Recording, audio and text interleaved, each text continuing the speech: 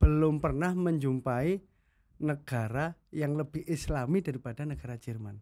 Bukan orang Islam tapi kelakuannya islami. Kalau dulu Pak Fajar selama di sana nih, puasa total berapa jam? Kalau di Indonesia kan nggak sampai 15 jam Ya. sana. Pak Fajar sendiri nih, Ya. kan masih muda, kemudian Ya. mahasiswa, masih panas-panasnya istilahnya.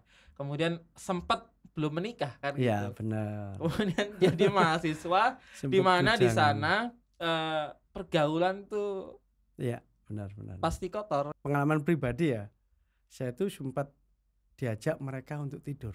Sampai detik ini ayat yang paling mengena di hati saya itu, sering saya menangis tuh, ihdinas syiratal mustaqim. Allahu Akbar. Ya Allah, tunjukkanlah aku ya Allah di jalanmu yang benar.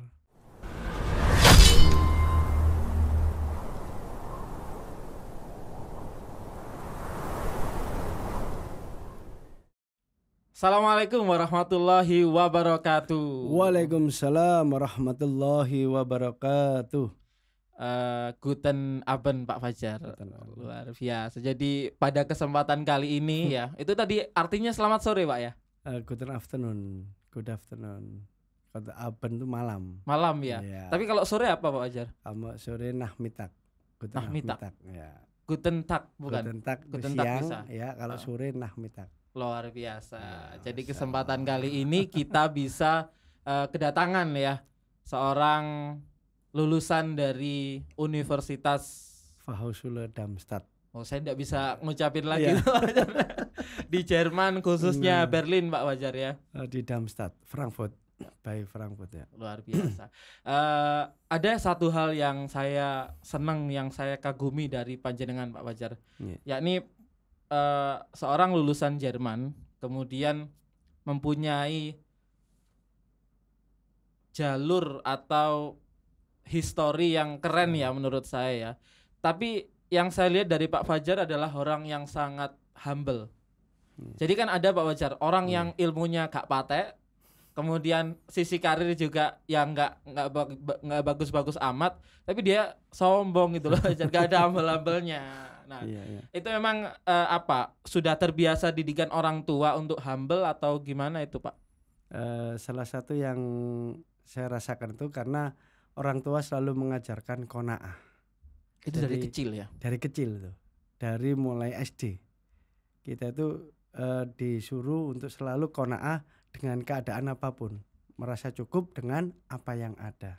Walaupun Pak Fajar misal nih di lingkungan di atas rata-rata nih misal. Iya, tetap harus menomorsatukan qanaah.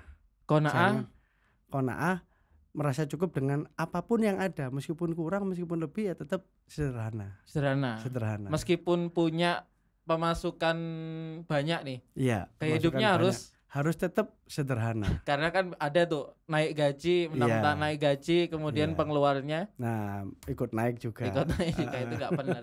Itu penyakitnya anak muda Wajar. Luar biasa. Nah, alhamdulillah ya. Kita sedang podcast Pak Wajar di bulan Ramadan. Meskipun kita udah di penghujung, lagi sibuk-sibuknya cari Lailatul Qadar, luar biasa. Nah, hari terakhir ya.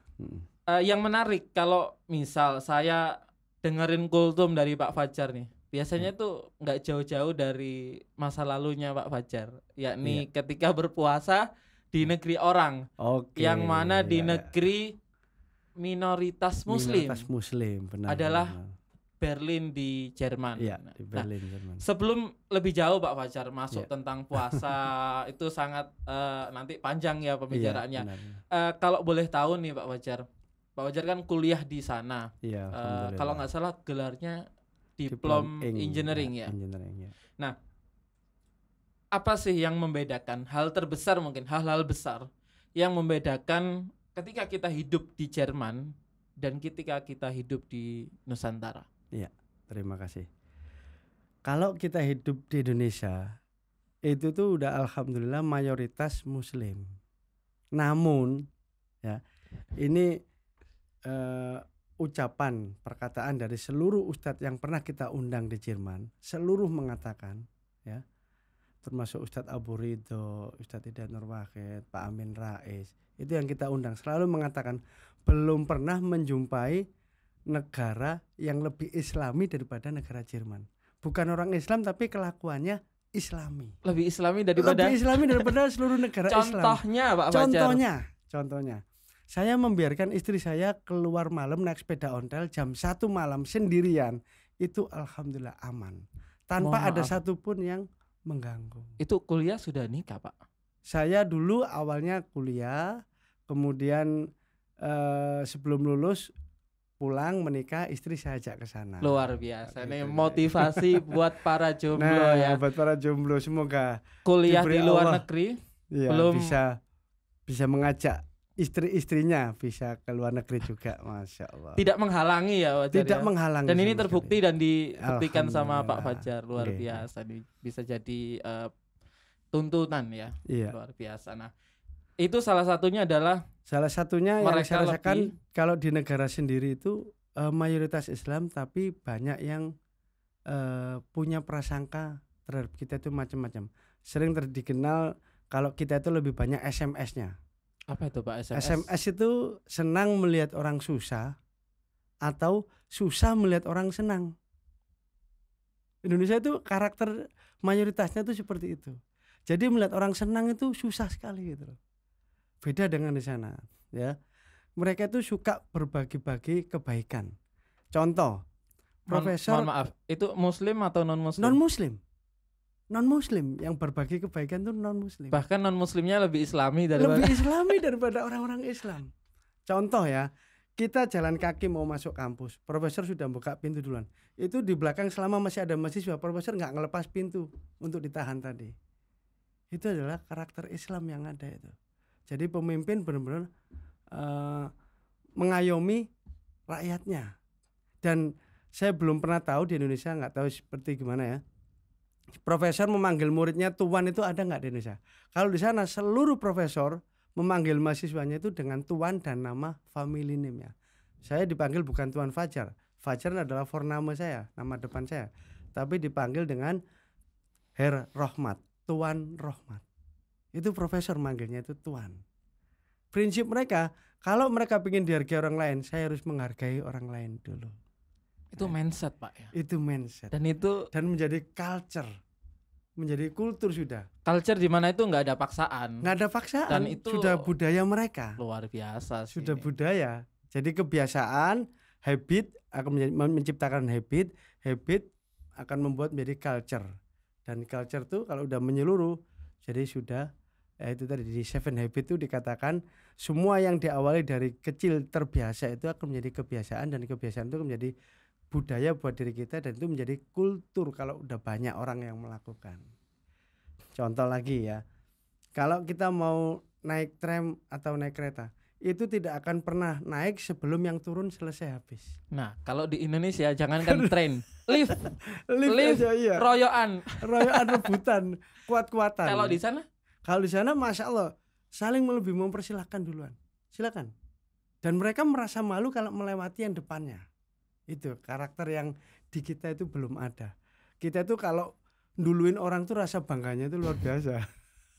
Ya. kayak ada urusan miliaran gitu Pak ya. Gua menang gitu. Wah, menang gue bisa duluin lu, mampus lu di belakang gua. Nah, Kayaknya seperti itu. Jadi parah. Islamis karakternya itu belum muncul di kita itu. Itu kata Ustadz Imam Muslim Yatim yang dari Padang itu juga gitu. Masya Allah, di mana-mana kok saya lihat kelakuannya orang Islam semua, tapi cuman dia belum Islam itu aja. Dan alhamdulillah dengan berjalannya waktu luar biasa perubahan umat Islam di sana. Bahkan ada beberapa gereja dibeli dipakai masjid. Subhanallah. Masjid apa namanya sekarang?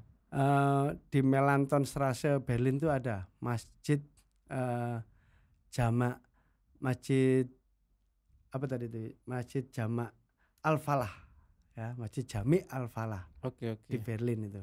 Kalau di Munchen tuh juga ada, itu masjid bisa dikatakan termegah se-Eropa, Masjid Allianz, yang bangun tuh pemain-pemain Bayern Munchen. Karena ada satu pemain Bayern Munchen yang dari Turki itu, ya, pemain bola, siapa itu? yang dari Turki ikut Medi Munchen, sekarang di Real Madrid, itu dia mengusulkan untuk membuat masjid. Dan akhirnya Seluruh pemain-pemain Bayern Munchen full ikut totalitas donasi membangun itu. Bisa dilihat nanti di Google ya, Masjid Allianz di Bayern Munchen. Allianz ya. Oke Pak Fajar, kalau memang nih yang non muslimnya aja kayak islami banget nih. Kalau muslimnya di sana bedanya muslim di Jerman dengan muslim di Indonesia. Karakternya muslim di Jerman itu sudah karena terbiasa kultur orang sana lebih mendahulukan mementingkan orang lain. Mereka juga sangat mendahulukan orang lain. Pernah kejadian suatu kasus. Waktu itu istri saya hamil. Kalau di zebra cross kan raja jalanan tuh orang jalan kaki dan orang naik sepeda. Itu raja jalanan. Di sepanjang jalanan tuh raja jalanan di Jerman tuh pejalan kaki dan orang naik sepeda ontel. Dan itu sudah budaya di sana. Oh, itu sangat bukan budaya lagi, sudah menjadi aturan. Menjadi aturan tuh regel tuh aturan nasional. Jadi kalau kita di zebra cross ya, waktu itu ada orang ngerem dadak terus itu saya jatuh, belum sampai tersentuh tertabrak ya, itu mereka benar-benar memberikan kerugiannya sangat takut sekali oleh yang namanya kamera di jalan. Widih. Jadi semua perempatan terpasang kamera, semua perempatan. Jadi kalau kita bukan sekedar sudah merah lewat, kecepatan kelebihan aja kena tagihan ya, kecepatan kelebihan maksimal. Oh iya nanti maksimal ketangkep di kamera ya. Iya. Jadi saya waktu itu nyewa mobil ke Belanda sama ikhwah-ikhwah yang lainnya, rihla istilahnya, pakai mobil sendiri. Itu lagi enak kecepatan 90, nyantai lah 90, 80. Tiba-tiba di tikungan belokan. Ini kan sudah keluar dari tol. Tulisannya 60 km, kita 70 km. Itu besok kita dapat tagihan. Padahal itu mobil rental. Yang kena kita, bukan pemilik rental. Saking hebatnya sistem itu. Saking hebatnya sistemnya. Jadi yang kena bukan pemilik mobilnya yang merentalkan, tapi yang kena yang merental pada tanggal itu, jam itu siapa, itu langsung rekening kita diambil ya. Setelah rekening diambil baru surat pemberitahuannya menyusul. Nah itu subhanallah. Kalau di Indonesia gontok-gontokan antara rentalnya sama penyewanya Pak Fajar. Benar itu loh. Jadi saling tidak mau mengakui yang menyewanya enggak, itu risiko kamu. Ya saya enggak tahu apa-apa pokoknya. Saya selesai mobil saya balikan keadaan utuh.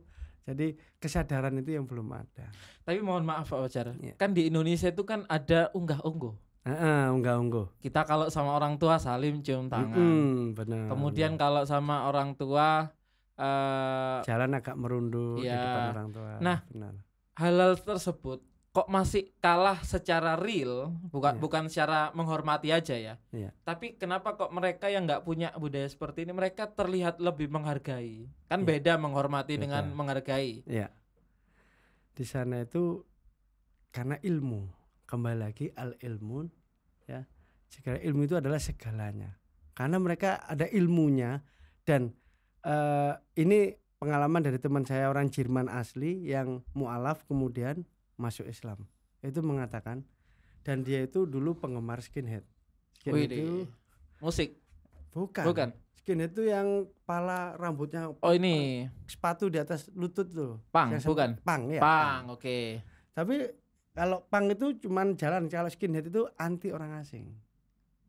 Dia termasuk sempat jadi ketua skinhead. Skinhead itu yang kepala botak, pakai sepatu hitam, satu lutut, tali putih-putih itu. Mereka juga anti Pak Fajar juga berarti. Anti orang Islam dan anti orang asing. Anti orang asing tanpa mengenal agama.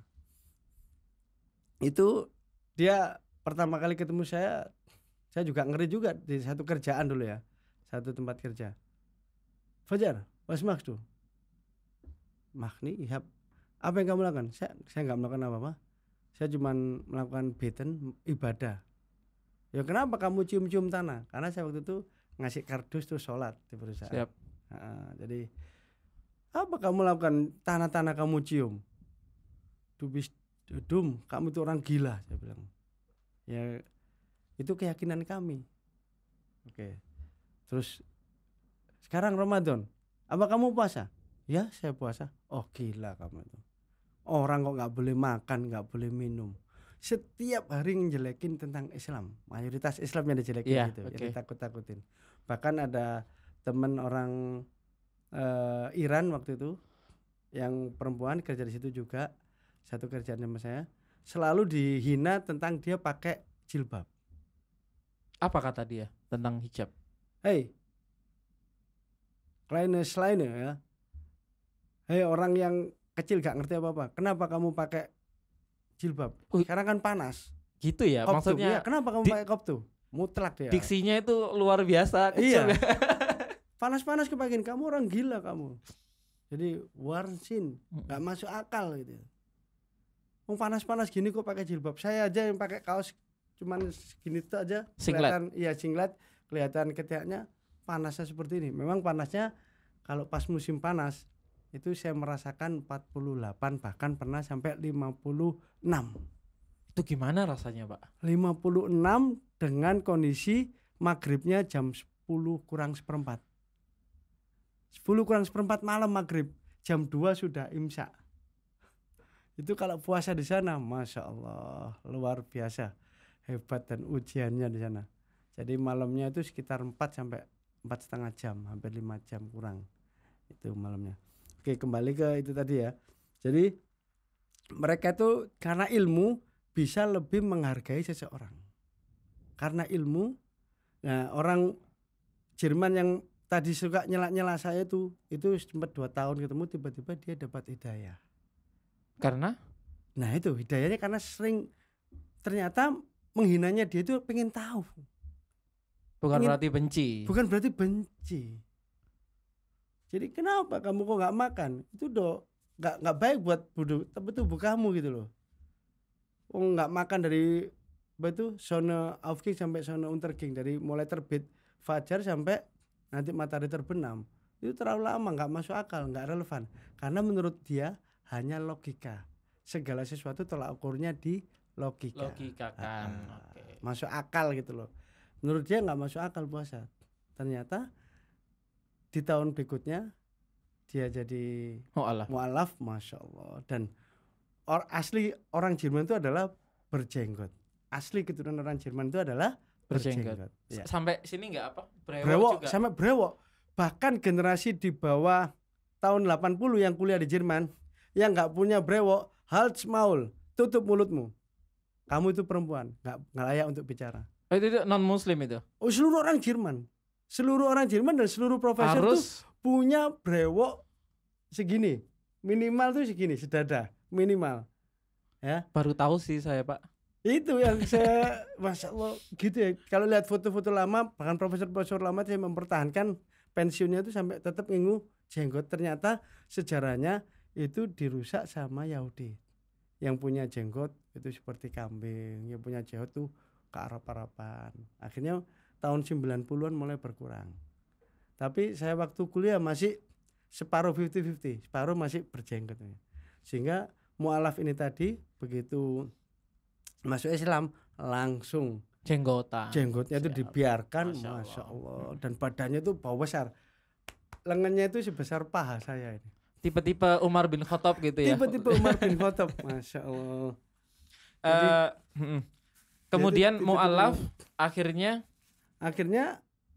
dia itu mempelajari hampir kitab-kitab tuh di rumahnya itu 2 lemari Al-Bukhari, kitab Bukhari, Ibnu Katsir itu punya semua. Subhanallah. Saya sempat diajak berbuka sama istri saya karena dia tahu istri saya datang, terus saya diundang. Ada fotonya nanti. Fajar, kommen Sie mit deiner Frau. Datang ke rumah saya dengan istrimu. Ya, saya mau memberikan iftar.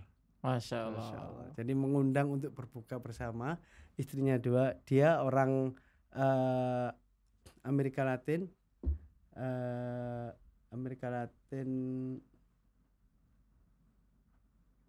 Paraguay. Istrinya dia itu Paraguay, Amerika Latin ya. Masuk Islam juga, dan dia punya anak 5 sekarang. Dan dia jadi imam besar, subhanallah. Di masjid Yang dulunya yang dulunya anti Islam. kayak ini ya, sejarah Nabi ya. Iya, saya ya Allah merinding. Istri saya juga waktu diajak berbuka itu subhanallah disiapkan begitu banyaknya menu, dan menu ala Eropa dan menu ala Asia. Menu Asia. Oh, dia menghargai Iya, yang menghargai datang kita. dari Karena Asia. waktu itu saya diundang sama istri saya, terus saya disuruh ngajak teman saya dan istrinya juga. Jadi 4 orang kita diundang. Itu menunya bisa sampai 20 orang gitu. Masya Allah. Subhanallah itu. Kalau Dan sudah masuk Kalau Islam sudah memang masuk luar Islam biasa. luar biasa. Ya. Sebelum ngobrolin lebih jauh tentang kondisi Muslim di sana, Pak Fajar sendiri nih, Iya. kan masih muda, kemudian Iya. mahasiswa, masih panas-panasnya istilahnya. Kemudian sempat belum menikah kan Iya, gitu. benar. Kemudian jadi mahasiswa di Sempet mana di bujangan. sana pergaulan tuh Iya, benar. pasti kotor kan seperti Iya, itu. benar. Jadi kalau mahasiswa baru di sana itu banyak terjadi pada teman-teman karena saking besarnya godaan, ya, besarnya kesempatan untuk bermaksiat, itu banyak yang baru kolek, belum sampai kuliah, belum masuk universitas, itu sudah di DO, dipulangkan karena sudah nggak fokus ke belajar. Contoh, di sana itu 48 channel TV, itu hanya 2 TV yang tidak menyiarkan film Blue. Itu tahun berapa, Pak? Mulai dulu saya pertama datang sampai saya pulang, sampai hari ini. Ya, ada yang full, ada yang semi. Bahkan jangankan film, kalau musim panas itu berjemur di taman-taman kota itu telanjang kayak pindang dijemur itu. Itu Pak Fajar belum menikah melihat seperti Belum itu. menikah sampai waktu pertama kali ngajak istri jalan-jalan musim panas tuh ke Berlin, ya. Ya. Kok jijik ya, kok risih ya. Kenapa? Iku lho wong gak gila sih. Jawa wajar turu sakmono ribuan orang, bukan ratusan, ribuan.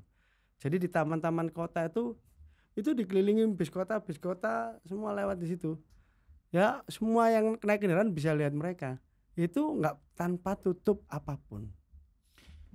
Itu pantas Pak Fajar bawa istri ke sana itu Iya. untuk cari aman Pak Fajar. Nah, untuk cari Luar amannya biasa. benar. Dan yang lebih mengerikan lagi itu tidak sekedar film-film itu ya.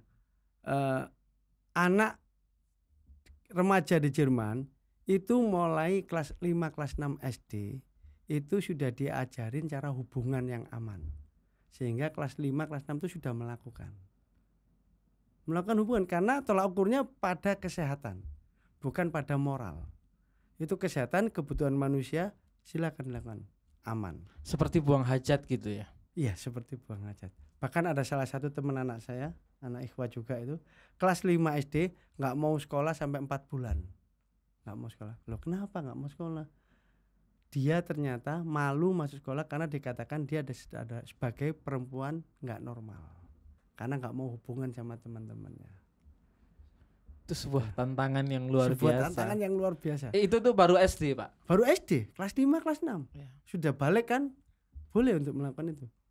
Dan itu tiap hari weekend tuh Jumat, kan terakhir sekolah itu anak-anak SD, SMP, SMA, kuliah itu Jumat ya, kerja juga. Itu udah dibagi-bagiin kondom itu. Di sekolah-sekolah, di kampus-kampus tuh dibagi-bagiin kondom.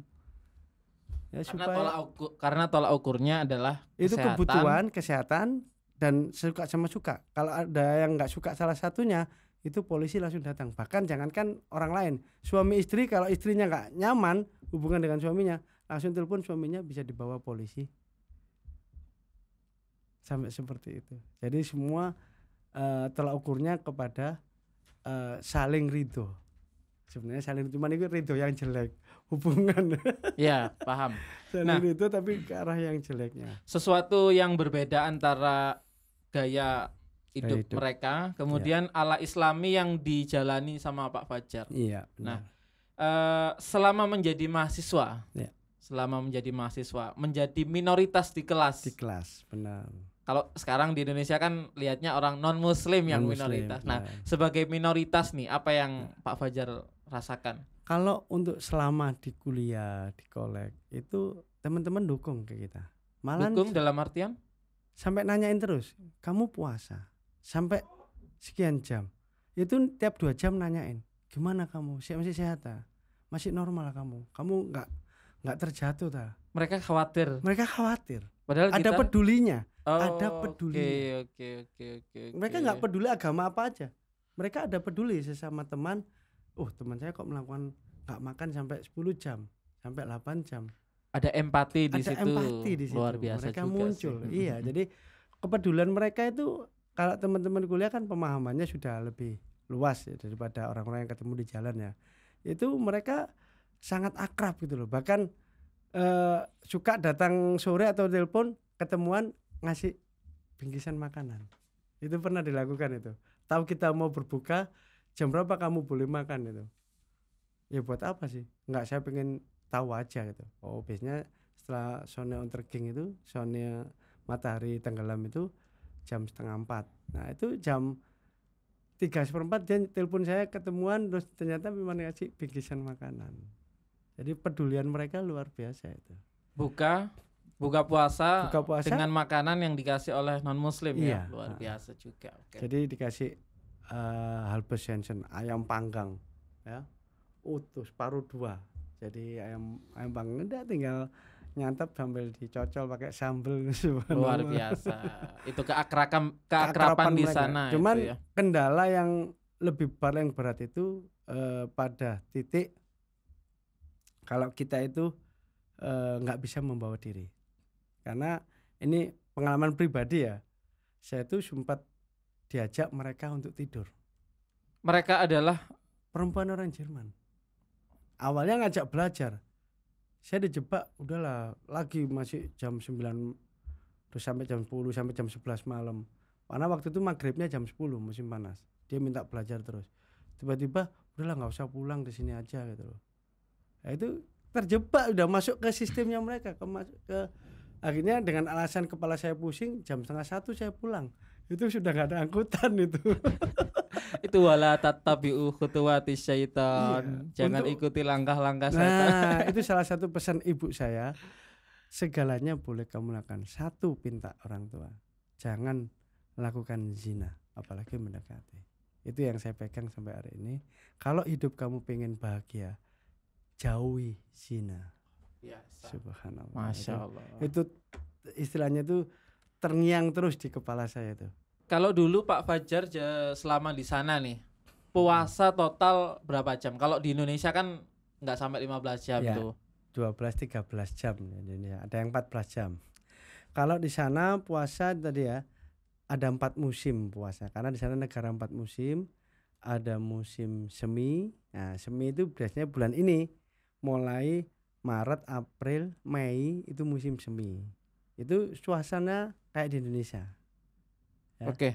Terus musim panas itu yang super luar biasa beratnya kalau puasa di sana. Karena subuhnya itu jam 2:30 pagi dan maghribnya 9:30 malam. Jadi ada waktu 5 jam untuk berbuka, taraweh, sahur lagi. 5 jam. 5 jam toh. 5 jam kurang. Itu dalam waktu itu untuk berbuka, taraweh, langsung sahur dan subuh lagi. Itu beratnya. niru taraweh zaman sahabat khatam Quran nggak bisa deh kayaknya itu, Pak. Karena waktunya dibatasi. Iya benar. Ya. Itu nggak sampai 1 juz itu. Satu taraweh dari awal sampai terakhir itu nggak sampai 1 juz kalau yang musim panas. Tapi ada juga taraweh musim dingin dan puasa musim dingin. Alhamdulillah selama saya di sana mulai dari tahun 94 sampai 2004 itu puasanya di bulan Desember dan Januari. Itu puasa puncaknya musim dingin. Alhamdulillah.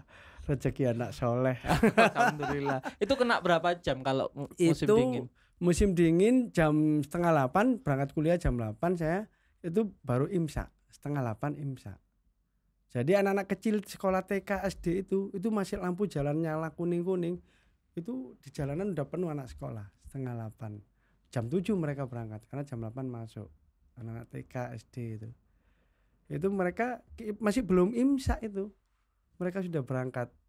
Jadi tetap pagi itu sesuai dengan jam, cuman gelap tetap berangkat anak-anak kecil-kecil dan di jalanan penuh dengan salju. Dan maghribnya jam 3:20. ada jadwalnya 3.20. sore. Kalau di sini sore. Mm-mm. Itu ketika musim dingin. Musim dingin, benar. Itu totalnya berapa jam? Totalnya hampir Puasa. 8 jam kurang. Bahkan lebih cepat daripada Lebih cepat daripada di Indonesia. Itu rezekinya Pak Itu Fajar rezekinya. Tapi yang sekarang ini bulan Mei kan ini Iya. puasa masihan. Itu teman-teman tadi juga ngirim data. Ya Allah Ustaz, ya ada akhi, kalau puasa di sini sekarang ini apa tuh setiap hari di perpus saja nongkrongnya. Nyari tempat dingin gitu loh. Yang ber-AC. Ya, nungguin enggak ada AC di sana. Nggak ada AC. Di Jerman enggak ada AC. Jadi gedungnya tinggi-tinggi itu sudah sangat dingin. Mereka yang ada bukan AC tapi pemanas ruangan. Kalau di Pemanas sini ruangan. cari pendingin, di sana cari Dari pemanas. Jadi ruangan kita nggak bisa masuk kalau belum dipanaskan. Bahkan sudah dipanaskan kita masuk itu belum melepas semua pakaian, jaket, mantel, celana, terus legging, terus kaos kaki, sepatu itu belum dilepas.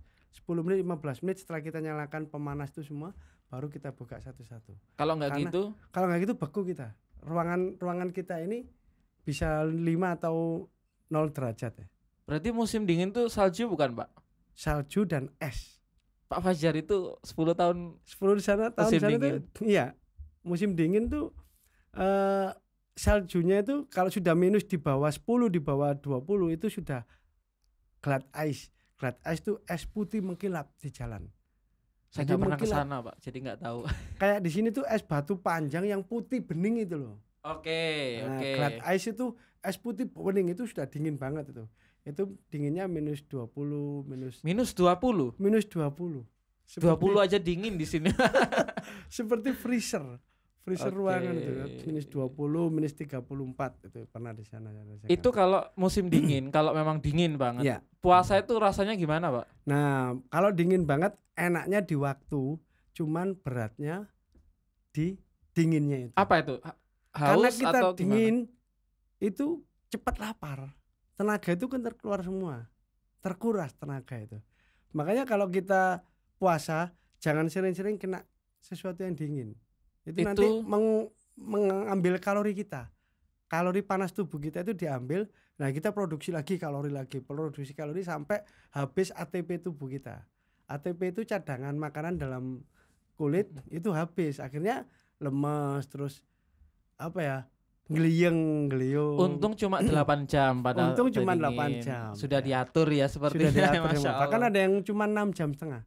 Ketika Saya- musim dingin. Tapi di negara lain, saya pernah waktu itu di Rusia, Moskow. udah pernah di negara mana aja ini, Pak? Alhamdulillah, kalau Alhamdulillah. Eropa Tengah sudah semua, Belgia, Inggris, Belanda, Prancis. Paling cepat di Polandia. mana, Pak? Paling cepat itu Belanda, 4 jam naik kereta. Dari tempat saya tinggal Iya, ke Belanda itu cuma 4 jam. itu puasa. Bukan. Nggak, puasa Perjalanan. paling cepat. Puasa paling cepat. cepat itu di atas, yaitu di Sweden. Kena berapa jam? Itu kena 6 jam puasanya. 6 jam Finlandia ya, doang. di Finland. Itu kalau musim panas matahari habis tenggelam terbit lagi itu cuma 45 menit. Di Norwegian.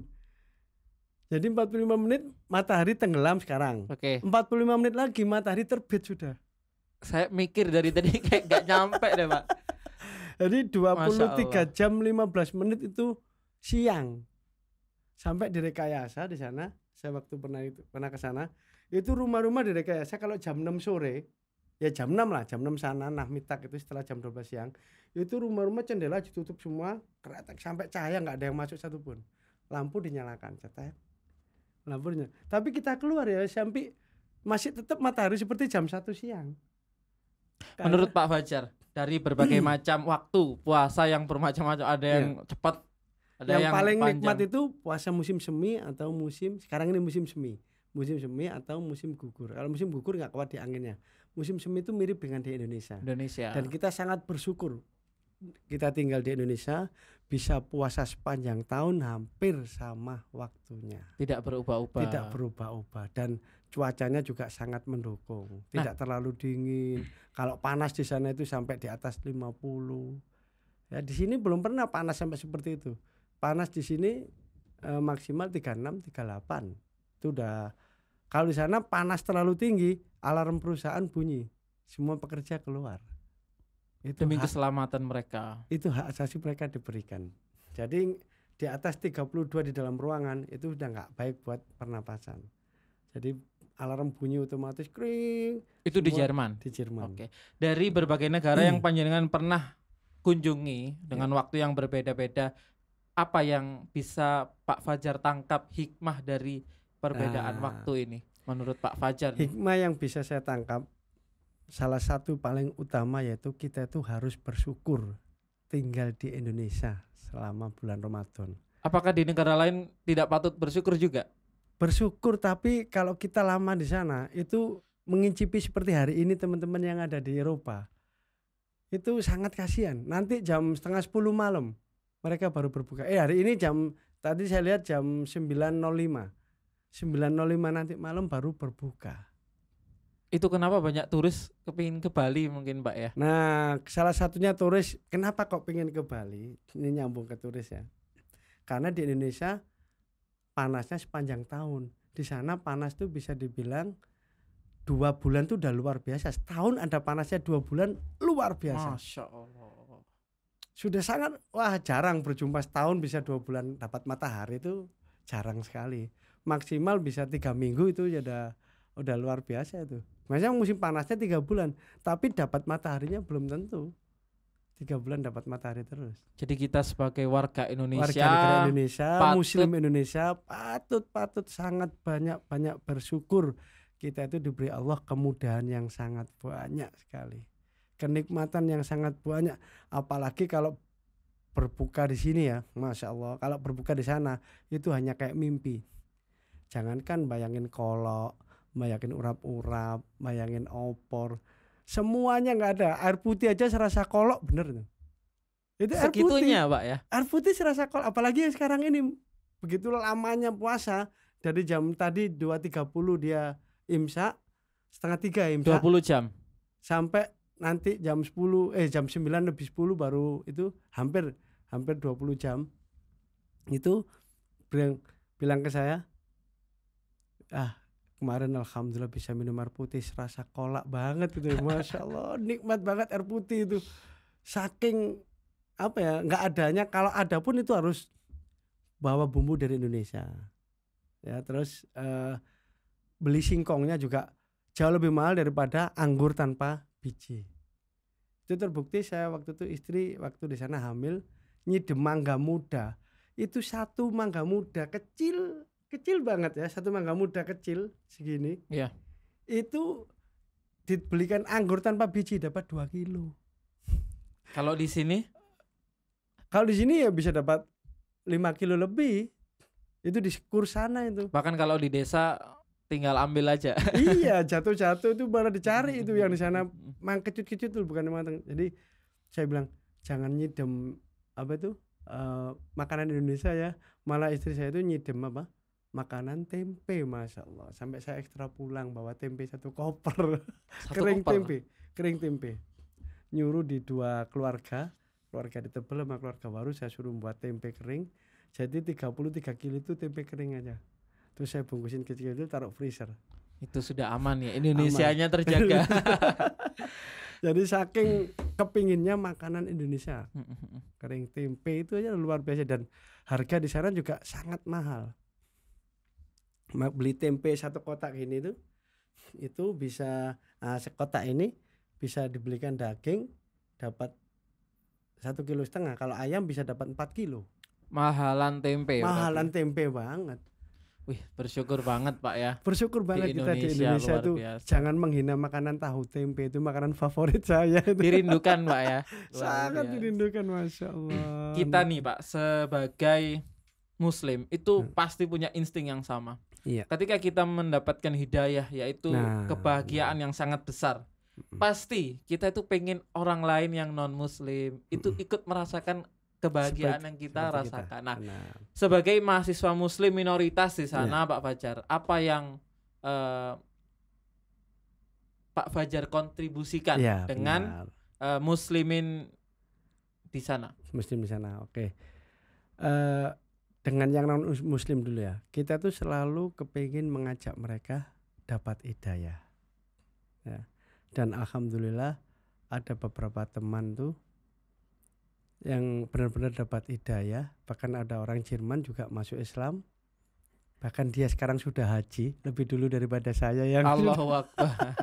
sebelum berangkat haji dia nginep di rumah saya 2 hari, berangkat dari Jerman Ke Indonesia dulu. Ke Indonesia dulu, nginep di rumah saya, mau berangkat haji saya ngantar di Juanda baru Demi ke Mekah. ketemu Pak Fajar. Iya. Allahu Subhanallah. Akbar. Itu luar biasa. Jadi mereka Islamnya itu kafah banget itu loh. Nggak mau setengah-setengah. Kalau sudah ada di regel, di aturannya seperti ini, ya sudah, ini yang saya lakukan. Ini yang terbaik. Kalau mereka bilang, kalau saya melihat orang Islam di negara saya nggak tertarik dengan Islam. Kalau melihat kelakuannya orang Islam. Tapi kalau saya melihat aturannya di kitab Al-Quran itu, kok banyak keajaiban-keajaiban bermunculan. Salah satunya 2 lautan yang bertemu tidak bisa bercampur antara ikan-ikannya, air-airnya. Itu diliti Profesor Yakus itu sampai 8 tahun baru dia masuk Islam. Nah ini mereka mengatakan banyak ilmu-ilmuwan orang-orang Jerman itu yang juga masuk Islam gara-gara kitab Al-Quran. Surat Ar-Rahman itu ya. Surat Ar-Rahman itu. Bahrain itu ya. Marojal Bahraini Al-Taqiyan. Jadi 2 lautan yang bertemu tidak saling itu.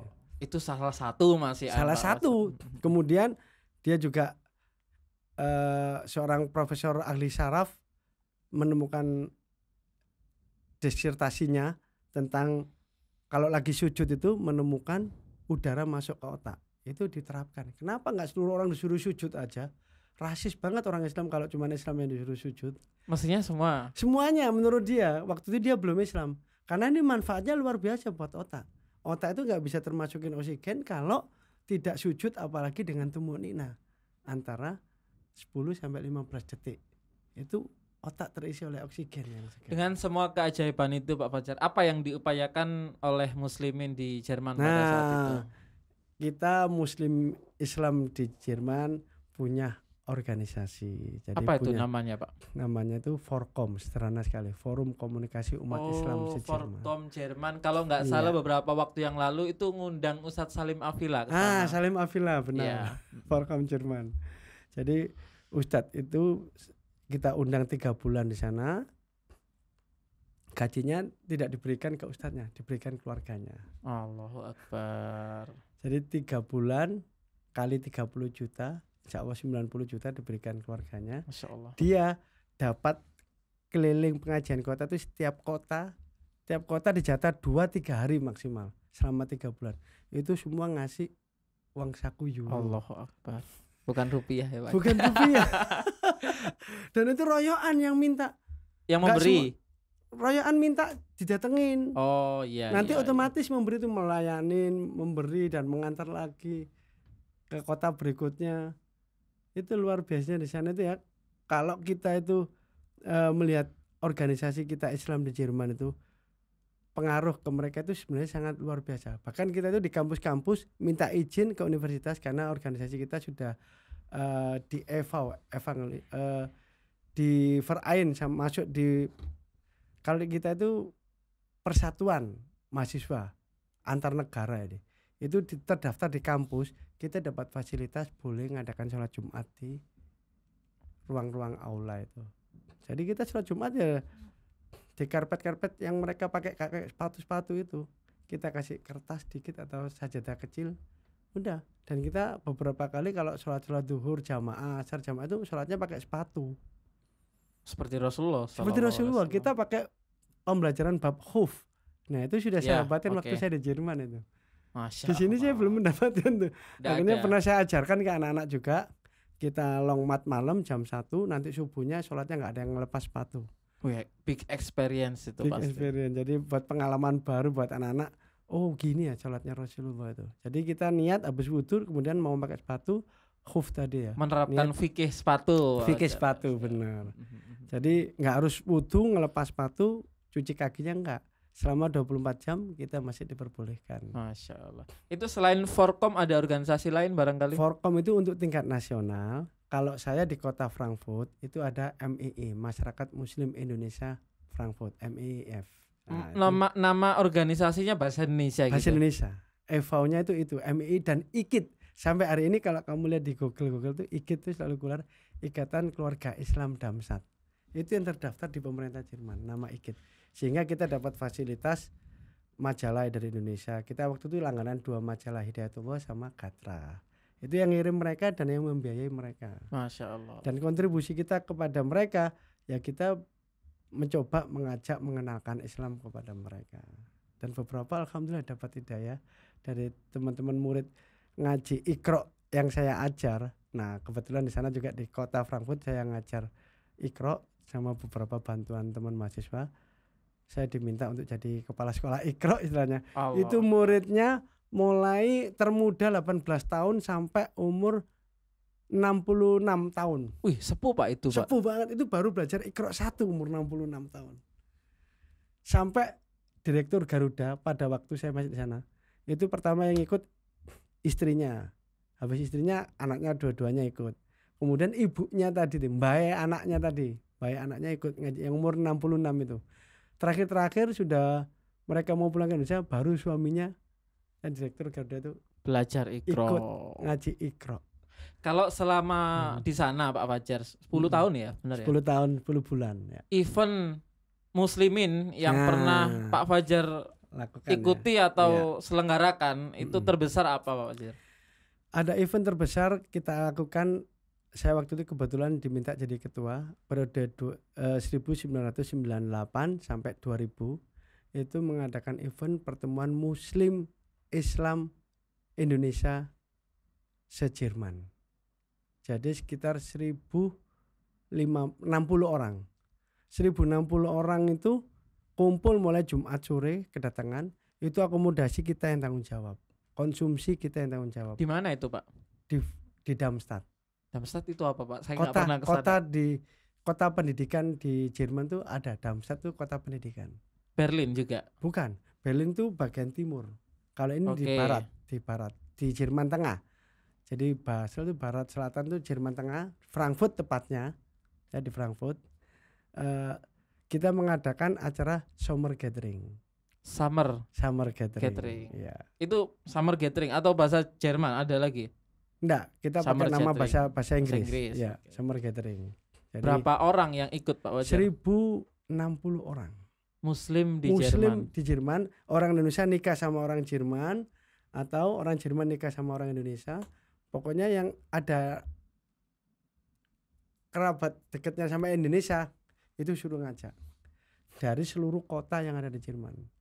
Dan itu terlayani semua, mereka tanpa bayar. Agenda sebesar itu.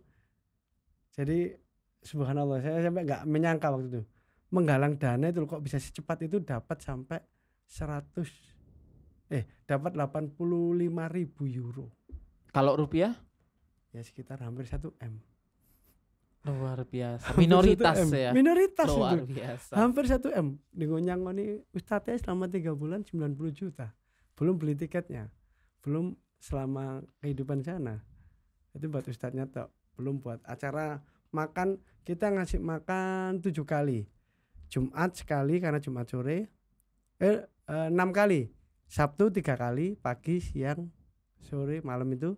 Terus Minggu pagi dan siang. Siang pulang ke kotanya masing-masing. Itu 6 kali makan kita yang nanggung semua.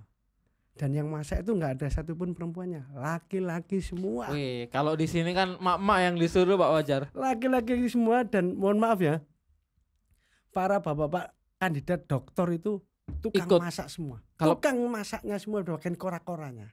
Bukan anak-anak mudanya. Profesor, doktor apa? Calon-calon mereka mahasiswa S3. Oke. Kandidat doktor. Iya, kandidat doktor. Oke. Itu mereka yang bagian cuci piring. Masya Allah. Kalau Pak Fajar di apanya nih? Saya waktu itu di ketua. Wih, manajernya ya, istilah manajer event. Jadi ketua umumnya dan ketua konsumsi. Kok dapat PJ koordinator konsumsi saya. Jadi ketua eventnya saya, penyelenggaranya, terus saya juga kota, kan tiap kota ada satu PJ. PJ konsumsi, PJ akomodasi, PJ transportasi, PJ acara, itu tiap kota satu PJ. Nah, kota kita tuan rumah dapat jatah PJ konsumsi. Itu yang masak bapak-bapak. Jadi sekali masak untuk sekali makan hari Jumat sore aja itu ayam 10 kali itu 70 kilo. 70 kilo itu goreng dan kasih sop. Dan sop sama ayam goreng itu aja. Yang simpel-simpel aja. Besoknya kita buatin rawon. Jadi ayam lagi di rawon. Itu masakan seperti itu terbilang sederhana nggak Pak? Sederhana ya. Kalau buat orang Jerman istimewa. Karena bumbunya kita datangkan dari Indonesia itu. Wah, itu yang dicari. Pasti mereka seneng yang dari Jerman, Pak ya. Yang dari kota-kota lain pun pengen datang karena wah ini ada masakan Indonesia semua nih kayak bazar lah. Okay. Bazar gratis. Asli Indonesia ya. Asli Indonesia makanan dan di situ juga kita adakan setahun 2 kali. Yang satu family gathering musim panas itu, yang musim dingin kita adakan olahraga mahasiswa muslim se-Jerman. Kayak PON di sini. Bukan olahraga nasional tapi khusus muslim. Khusus yang muslim. Dari seluruh kota di Jerman tuh kita kumpulkan, kita adakan di situ. Itu luar biasa juga. Ukhuwah kebersamaan waktu lomba itu terlihat. Nah, sorry, ngomong masalah ukhuwah nih. Nah, ini menarik ini, Pak. Kalau di negeri kita nih, kan banyak ormas macam-macam. Iya, benar. Kemudian ada yang berangkulan, ya alhamdulillah. Tapi juga ada Pak Fajar yang saling sikut-sikutan. Padahal sesama menjatuhkan lagi ya. Padahal sesama muslim. Nah, seperti itu. Kalau di Jerman sendiri nih, kondisi ukhuwahnya itu seperti apa? Kondisi ukhuwahnya yang saya lihat, meskipun saya orang Indonesia, berketemu sholat puasa tarawih di masjidnya orang Turki, ya, atau di masjidnya orang Islamabad, Bangladesh, itu pelayanannya luar biasa. Kita nggak boleh keluar kalau kita belum makan. Kalau kita sholat maghrib di situ, benar-benar nggak boleh keluar. Gitu. Pasti makan. Pasti makan. Dan makanan itu nggak boleh pergi berdiri sebelumnya makanannya habis. Itu kebiasaan yang saya rasakan di Masjid Maroko pernah, Masjid Bangladesh Islamabad pernah, Masjid Palestina pernah. Itu yang sering itu Masjid Palestina karena makanannya lebih terkenal, lebih familiar. Oh ini banyak bumbu yang sama dengan Indonesia. Iya benar. Ya. Jadi gandum campur daging kayak kita itu seperti rempahnya juga. Rempah-rempahnya di situ benar. Terus makanan Turki itu kebab itu juga. Itu kalau kita di masjidnya mereka, kita itu maghrib wajib makan dulu, wajib. Itu ukhuwah kita antara muslim ya, nggak mengenal kelompok, negara aja nggak kenal kok. Pokoknya tahu muslim, masya Allah, dan akhi come here, bersihkan bersama, kita duduk bersama. Luar biasa. Ya Allah, saya sampai istilahnya mereka itu benar-benar merangkul beneran kita sebagai keluarganya.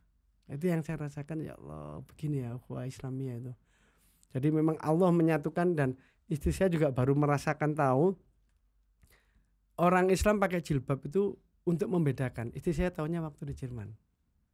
Ternyata untuk membedakan tuh kalau di sini kan bingung. Baru kerasa Pak ya. Baru terasa waktu di Eropa sana. Jadi minoritas. Untuk membedakan apa? Bahwa dia itu muslim. Orang langsung mengenali. Dan mereka respect dengan muslim.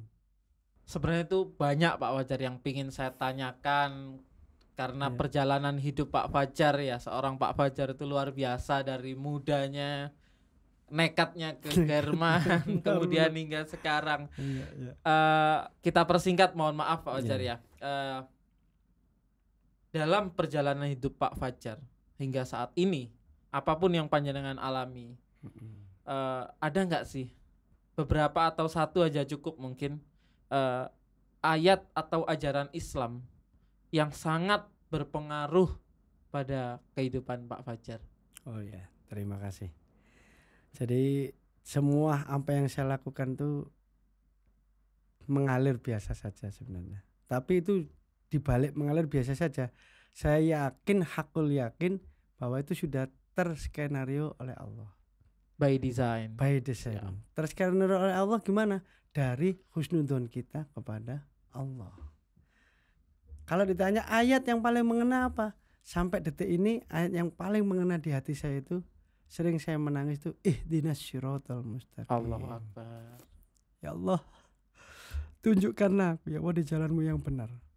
Jadi itu menurut saya paling berat yang paling bermanfaat dalam hidup saya. Karena kalau kita di Indonesia belum banyak merasakan kesulitan hidup. Tapi kalau kita di luar negeri, itu banyak sekali keajaiban-keajaiban yang Allah berikan ihdinas siratal mustaqim. Allah tunjukkan jalan yang lurus itu banyak. Begitu banyaknya ujian cobaan, ya. Ada beberapa hal yang menurut saya tidak masuk akal dan itu terjadi pada saya. Itu salah satunya bisa berangkat kuliah di Jerman. Itu juga nggak menyangka dan nggak yakin awalnya, tapi itu saya jadikan doa terus. Ya Allah, atas kebesaran-Mu tidak ada yang tidak mungkin ya Allah. Semua bisa terjadi. Izinkan saya 1 hari saja melihat tembok Berlin. Ada apa di balik tembok Berlin?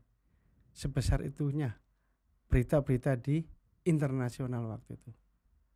Padahal Mekah juga suatu yang ajaib. Tapi kenapa nggak diberitakan sebesar itu? Tapi minta sehari sama Allah diberikan 10 tahun. Subhanallah. Dan Itu di sana tidak hanya menempuh pendidikan tapi juga menemukan ikhwan-ikhwan atau saudara-saudara yang insya Allah kualitas keakrabannya melebihi saudara-saudara kandung pun. Ya. Dan itu memang itu yang saya alami. Jadi kalau sudah dikatakan ikhwah, akhi, kita dipanggil akhi, saudara, kita dipanggil saudara sama mereka. Masya Allah, hati kita itu udah nggak bisa apa-apa. Saya pernah membuktikan pulang dari Jerman, pulang habis sama istri sama Bita waktu itu. Karena kita pulangnya nggak langsung menuju Surabaya. Dan waktu itu pulang habis, saya banyak dibantu oleh Direktur Garuda. Kebetulan dia mantan murid Iqra saya. Masya Allah. Di Jerman itu? Di Jerman. Ya, oke. Sehingga sebelum pulang, itu malam hari saya tuh didatengin 3 mobil. Terus ngebel di pintu. Terus saya lihat. Ya, siapa berbis ya? Siapa di sana? Oh, saya Pak, orang Indonesia Pak. Oh ya, silakan. Ada apa Pak? Pak Fajar ya ini ya? Iya, Pak Fajar besok pulang ya? Iya, ini Pak dari Garuda. Tolong dibukakan kami supaya kita bisa masuk apartemen Bapak. Tak buka dari bawah, terus dia naik ke atas. Itu barang-barang saya diambil di bawah mereka. Itu semua saya bawa waktu itu, kereta dorong, terus pakaian anak, dan itu sampai terkumpul 9 pak, total 220 kilo. Itu terakhir di Jerman kemudian pulang. Iya, pulang habis. Ya, pulang habis 220 kilo. Itu kelebihan 1 kilo $25. Kalau 100 kilo $2.500 harus saya bayar. Karena naik Garuda pada saat itu ya. Iya, kebetulan pulang habis naik Garuda. Itu keajaiban yang Allah berikan. Dan saya nggak berharap ke situ sama sekali. Cuman Allah aja yang, karena saya mau ngajarin dia ngaji, terus dia merasa manfaatnya ngaji Iqra itu tadi, dan dia sholatnya bisa 5 waktu. Sebelumnya dia sholat nggak 5 waktu. Bisa Jumatan seminggu sekali aja udah alhamdulillah. Pengakuan dia ya. Tapi begitu sejak ikut Iqra dan lulus Iqra 6 sudah sampai Quran, itu nggak pernah meninggalkan sekalipun sholat 5 waktu. Masya Allah, itu jariah buat Pak Fajar itu. Alhamdulillah. Ya, itu sudah Allah yang menghendaki itu. Dan sesampai di Bali, karena ada keluarga yang menikah di Bali, sepupu saya nggak langsung ke Surabaya, mampir di Bali. Barang-barang yang masih bisa saya pakai di Bali, saya bungkus tak buang. Sama saudara-saudara di Bali itu, apa ini sweater kok dibuat? Loh, ngapunten, saya malu mau memberikan, itu udah dipakai, udah bekas. Dibuka, lu siapa ini tak boleh dipek sama sepupu-sepupu saya. Jadi pakaian selama di Bali itu sekali dipakai, besok udah dibungkus kresek dibuang. Sudah nggak dipakai, nggak dibawa lagi. Itu pun barang saya masih 183 kilo ya. Dari Denpasar mau ke Surabaya, saya bawa anak, bawa kereta dorong, bawa istri, repot bawa barang sebanyak ini. Ada Iqbal langsung nyambut, baru kenal dari itu juga. Dia langsung manggil, "Aki, butuh bantuan apa, Aki?" Terus dia bilang gitu, "Oh iya." Dia langsung bantu. Anaknya dia dititipkan di warung, waktu itu masih umur 1,5 tahun, belum bisa jalan banget. 1 tahun 3 bulan anaknya, masih 15 bulan, belum bisa jalan, dititipkan di warung. Dia ngantar saya ke bandara, karena waktu itu pakai 3 taksi. Karena barangnya banyak. Coba kalau kita nggak ada ikatan ukhuwah, itu nggak bisa seperti itu. Dia merelakan anaknya dititipkan di warung, dia ngantar saya ke bandara. Saya masya Allah, inilah ikatan ukhuwah itu seperti ini. Kalau Allah sudah menyatukan ukhuwah antar kita, ya, itu nggak ada Bagaikan- batas, nggak ada Bagaikan batas. satu tubuh. Iya, bagian satu tubuh. Kesulitan kita dia ikut merasakan kesulitan kita. Mestinya seperti itu, Pak. Mestinya bukan seperti di Indonesia. Naudzubillah min dzalik. Kita itu lebih banyak difitnah. Difitnah dengan orang-orang yang mau dikasih imbalan. Nah, itu dampaknya. Sehingga ukhuwah itu sengaja dirancu-rancukan dan dibuat permusuhan. Biar ini loh Islam Indonesia. Naudzubillah summa naudzubillah. Mereka semua yang punya niatan seperti itu, ya ini di bulan Ramadan, ya semoga mereka kembali dapat hidayah Allah. Kalau enggak ya Amin, amin. azab Allah yang akan Allah berikan. Karena fitnah itu jauh lebih besar dan lebih bahaya dari segalanya. Ya, sampai dalam salah satu hadis itu fitnah itu lebih bahaya daripada pembunuhan. Al fitnatu asyaddu minal qatli. Nah, al fitnatu asyaddu minal qatli, itu fitnah lebih kejam daripada Pembunuhan. pembunuhan. Memang berasa itu, terasa sekali fitnah itu. Apalagi fitnah yang dilakukan oleh Arab Amerika waktu itu. Saya waktu itu masih di Jerman dan istri saya baru datang. Kasus WTC. Itu hanya tujuan utama menghancurkan WTC untuk memfitnah umat Islam. Dan sampai sekarang masih bergulir. Sampai sekarang masih bergulir. Tapi buat orang-orang Jerman, jangan ikutkan tentara kami sebagai topeng monyet kalian. Permainan Luar topeng monyet biasa. Amerika. Nggak mau mengikuti itunya Amerika. Itu ukhuwah kita sedang diuji, Pak Fajar. Ukhuwah ya. kita sedang diuji. Kalau kan ujian itu ada ujian sosial dan Iya, ujian pribadi. keluarga. Nah, Ya, benar. Ada nggak Pak ujian yang benar-benar bikin Pak Fajar itu benar-benar sadar atau apa titik terendah lah istilahnya? Ada. Seorang Pak Fajar dengan perjalanan yang luar biasa. Ada waktu itu mendapat ujian apa ya? Cuman hanya cukup, dan saya menemukan obatnya waktu itu. Ini terendah, nggak ada daya, nggak ada kekuatan apa-apa sama sekali. Sampai istilahnya itu mau motong minta mau pulang. Ya, ujiannya itu sekolah bahasanya kok sulit banget. Lingkungannya kok nggak kayak orang Islam, nggak tahu Ramadan. Terus makanannya juga nggak ada nasi, roti pagi siang sore malam pakai roti wajah, dibilang kotak-kotak sama teman-teman tuh karena makan roti terus badan sakit, nggak bisa bangun, mau makan harus pergi ke minimarket dulu beli beras di toko Asia, terus beli telur untuk dimasak baru dimakan. Itu ternyata saya dapatkan dalam kondisi tersulit seperti itu, sampai ada ayat yang mengatakan la yatai asu ya. Wala tai'as. Ya, janganlah sekali-kali berputus asa di jalan Allah. Itu saya dapatkannya adalah ayat Al-Baqarah surat 153. Fadkuruni Fadkurni adkurkum adkurkum washkuruli wala takfurun. Masya Allah. Ya. Apa yang didapatkan Pak Fajar pada saat itu? Jadikanlah sabar dan sholat sebagai penolongmu. Ya ayyuhalladzina amanu sta'inu bisabri wassalam. Innallaha ma'as-sabirin. Itu saya baca, apa maksud ayat ini ya? Jadikanlah sabar dan sholat sebagai penolongmu. Saya sudah sholat, saya sudah berusaha sabar. Ternyata di balik itu kita harus lebih sabar lagi, lebih sabar, sabru warobitu ya. Kita tingkatkan sabar kita lagi sampai titik puncak sabar yang istilahnya nggak ada batasnya. Memang sabar tuh yang membuat batas tuh kita sendiri. Kita sendiri, benar. Kadang-kadang manusianya sendiri yang membuat sabar itu ada batas ya. Itu manusianya sendiri. Ternyata nggak ada di Islam. Benar nggak ada Pak? Nggak ada, sabar tuh nggak ada batasnya. Yang dikatakan sabar ada batasnya itu sudah putus asa, sudah mendekat ke arah putus asa. Jadi apapun ujiannya, semakin besar ujiannya, maka kemudahan semakin Allah berikan. Fa inna ma'al Usri usri yusra. yusra. Inna ma'al Usri usri yusra. dua kali Pak Sampai ya. diulang sama Allah Luar biasa. biar lebih. Kalau di dalam Al-Quran itu diulang seperti itu tuh sampai benar-benar saking kuatnya, saking sungguh-sungguh. Teman-teman no ingsun iki ya, inna ma'al usri yusra. Ya, di dalam kesulitan itu ada kemudahan.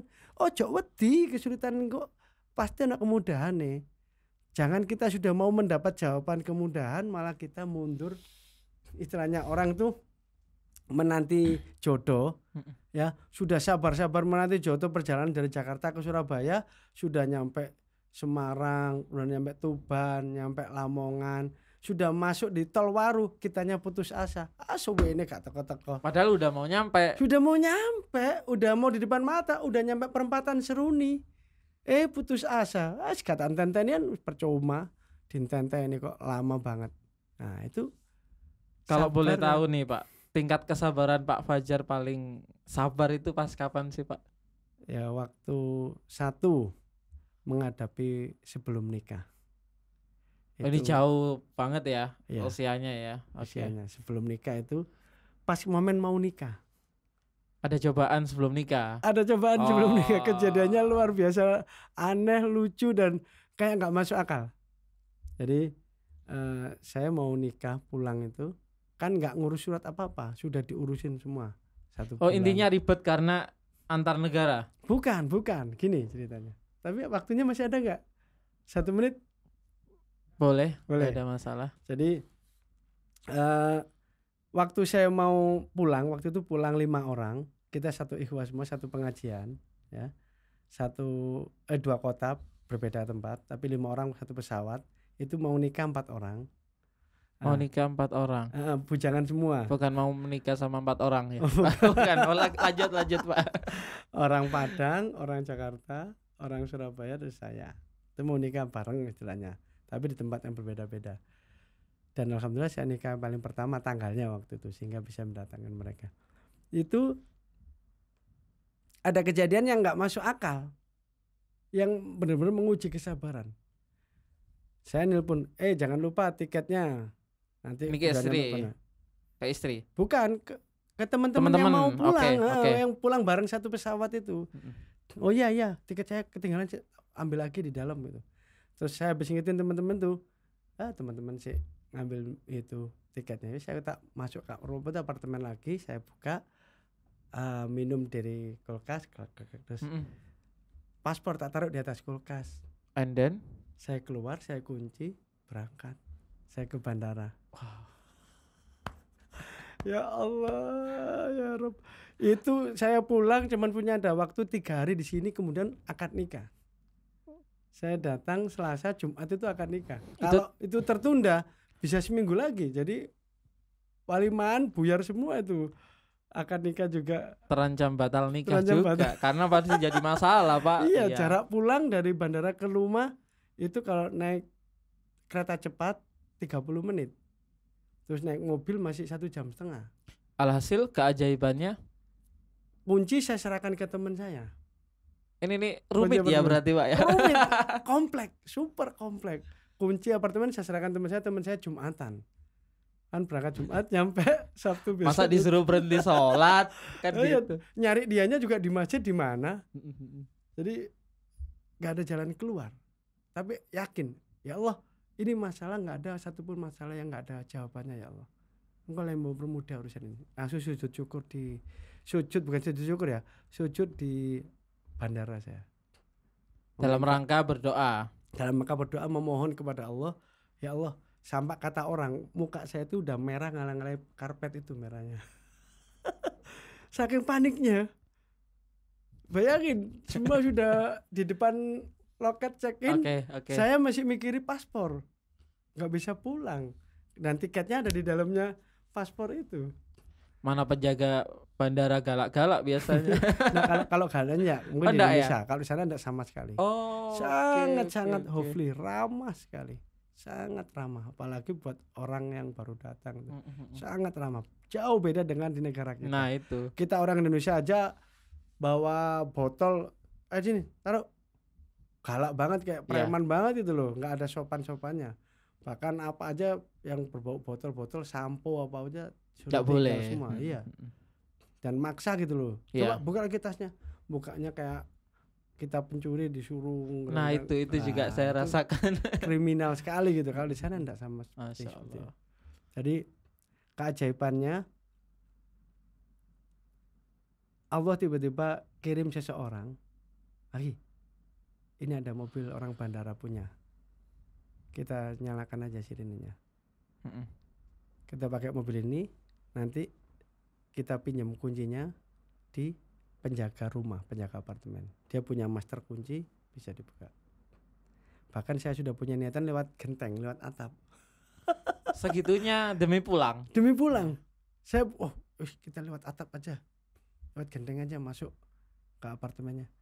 Sampai punya terus dia jangan lewat jalur seperti itu. Kita coba aja, tetap pulang.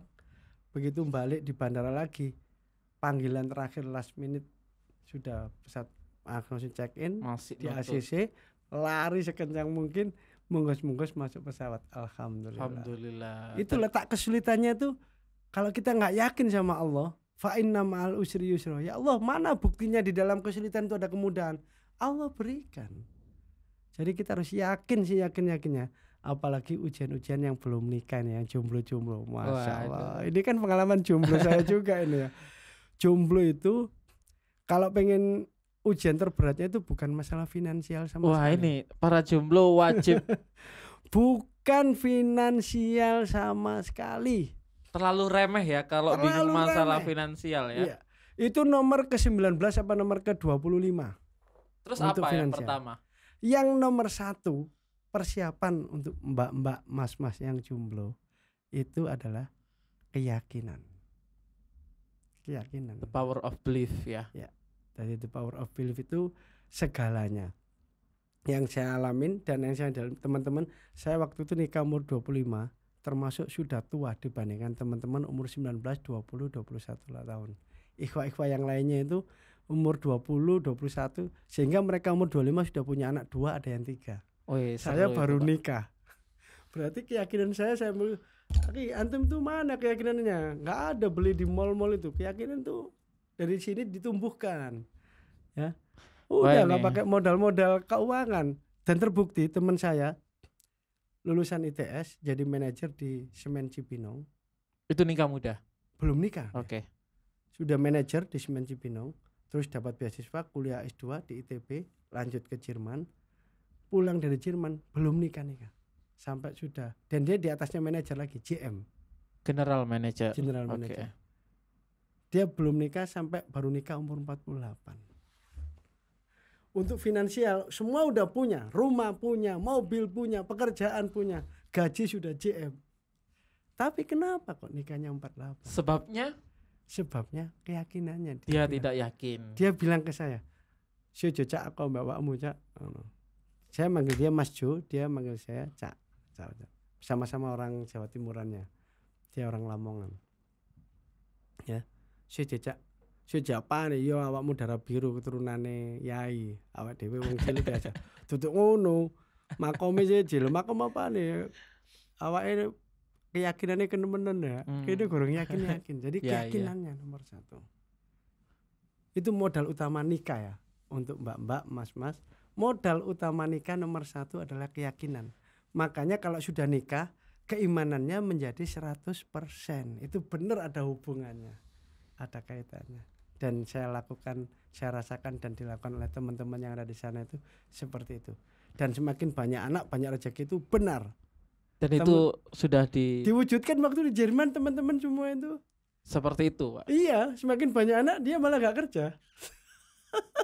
Kuliah lancar gak kerja, uang dapat lebih banyak anak. Dan itu di luar ini ya perencanaan kita ya. Iya, itu yang dialamin teman-teman semua seperti itu. Coba jawab Pak pertanyaan saya Pak. Nikah muda atau enggak muda? Saya sebaiknya selama sudah balik, saran saya sudah punya keyakinan ya, nikah muda lebih baik, umur 22, 25 paling tua seperti Rasulullah. Itu paling tua sudah. 25 notok ya. 25 notok. Oke, itu. Karena sudah kalau kelamaan notok ya banyak teman-teman saya itu baik laki-laki maupun perempuan sudah di atas 45 masih belum membujang. Nah, ini bagi teman-teman ikhwah yang jomblo, akhwat yang jomblo, pesan dari beliau adalah segera ya, notok 25. Kalau cewek mestinya lebih awal seperti kalau itu. Kalau cewek ya kalau pengen kuliah sampai 24, 23. Siap. Oke. Ini saran dari beliau. Ya. Sorry Pak, saya agak fokus sama bajunya. Ini kayaknya bukan buatan Indonesia ini kayaknya. Iya, ini benar nggak Pak? Iya, tebakan saya Pak. Alhamdulillah benar. Masya Allah. Kok tahu gitu? Iya, jahitannya beda sama jahitan Indonesia. Ini kebetulan baju istilahnya itu sudah lama sekali. Memang pengen saya pakai di momen-momen tertentu seperti termasuk ini. Termasuk podcast Azulmar ini ya. Masya Allah. Ini saya anggap adalah momen-momen yang jarang saya jumpai saya Siap. diundang seperti ini. Satu kenangan Ini- terbesar dengan baju ini, Pak. Iya, baju ini kenangan pertama kali saya kerja di Jerman, saya beli baju ini tahun 97. Saya masih usia 1 tahun. Dan baju ini sempat saya lihat waktu di Sogo di Mall Jakarta itu ya, Mall Indonesia. Iya. Ya, waktu itu ada kebetulan saya 98 ke sana. Kakak saya tinggal di Jakarta terus saya diajak ke mall itu. Saya lihat, kok aduh baju merek sama dengan saya. Saya lihat, mahal juga di sini ya 900 tahun 98. Di sana berapa emang, Pak? Nah, sama juga sih. Oh, sama. Cuman Oke. kan nilainya euro, kerja Ya. sehari dapat lah kerja beli. Luar biasa. Ya, alhamdulillah. Terima kasih Pak Wajar Terima kasih juga karena atas kita waktunya. harus segera berbuka puasa. Iya, Cukup sudah alhamdulillah. ngabuburitnya. Saya yakin semuanya itu bermanfaat bagi saya khususnya dan Amin. pemirsa podcast Azumar. Saya ucapkan mewakili teman-teman Azumar Production, jazakumullahu khairan Pak Fajar. Ya, wa iyyakum. Ya. Semoga bermanfaat buat teman-teman sekalian. Dan Amin. yang masih menjomblo saya doakan dimudahkan segera menikah. Amin, luar Allahumma biasa. amin. Kita tutup dengan doa kafaratul majelis. Subhanakallahumma hamdika, asyhadu an la ilaha illa anta wa astaghfiruka wa atubu ilaik. Assalamualaikum warahmatullahi wabarakatuh. Waalaikumsalam warahmatullahi wabarakatuh.